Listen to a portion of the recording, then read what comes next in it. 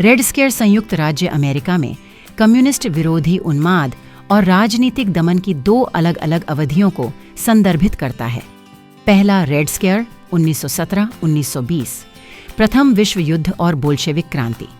पहला लाल भय 1917 की रूसी क्रांति और रूस में साम्यवाद के उदय के बाद कट्टरवाद की आशंकाओं से प्रेरित था। प्रथम विश्व युद्ध की समाप्ति से सामाजिक अशांति और क्रांतिकारी आंदोलनों के बारे में चिंताएं बढ़ गईं। पामर छापे। अटॉर्नी जनरल मिशेल पामर के नेतृत्व में सरकार ने संदिग्ध कट्टरपंथियों, अराजकतावादियों और कम्युनिस्टों को निशाना बनाते हुए छापे और गिरफ्तारियों की एक श्रृंखला शुरू की। हजारों व्यक्तियों को हिरासत में लिया गया और कईयों को उचित प्रक्रिया के बिना निर्वासित कर दिया गया। आप्रवासी विरोधी भावना। रेड स्केयर के कारण आप्रवासी विरोधी भावना में वृद्धि हुई, विशेष रूप से पूर्वी और दक्षिणी यूरोप के आप्रवासियों के प्रति, जिन्हें संभावित कट्टरपंथी माना जाता था। 1921 के आपातकालीन कोटा अधिनियम और 1924 के आप्रवासन अधिनियम जैसे कानूनों के पारित होने से आप्रवासन प्रतिबंध कड़े कर दिए गए।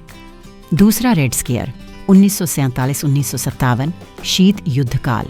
दूसरा लाल भय शीत युद्ध के प्रारंभिक वर्षों के दौरान हुआ, जब संयुक्त राज्य अमेरिका और सोवियत संघ के बीच तनाव बढ़ गया। सोवियत द्वारा परमाणु हथियारों के अधिग्रहण और पूर्वी यूरोप में साम्यवादी सरकारों की स्थापना के बाद विश्व स्तर पर साम्यवाद फैलने का डर तेज हो गया। मैककार्थीवाद। सीनेटर जोसेफ मैककार्थी दूसरे रेड स्केयर में एक केंद्रीय व्यक्ति के रूप में उभरे, जिन्होंने सरकार, मनोरंजन उद्योग और समाज के अन्य क्षेत्रों के भीतर कथित कम्युनिस्टों और विध्वंसकों को जड़ से उखाड़ने के लिए निराधार आरोपों और भय फैलाने वाली रणनीति का उपयोग किया। House on American activities committee HUAC ने हॉलीवुड में कथित कम्युनिस्ट प्रभाव की हाई प्रोफाइल जांच की, जिसके परिणाम स्वरूप संदिग्ध सहानुभूति रखने वालों को ब्लैकलिस्ट किया गया और वफादारी की शपथ ली गई। नागरिक स्वतंत्रता पर प्रभाव।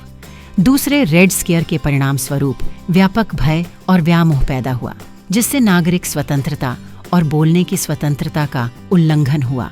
कई व्यक्तियों को उनकी कथित राजनीतिक मान्यताओं के कारण गलत तरीके से निशाना बनाया गया और उन्हें पेशेवर और व्यक्तिगत नतीजों का सामना करना पड़ा।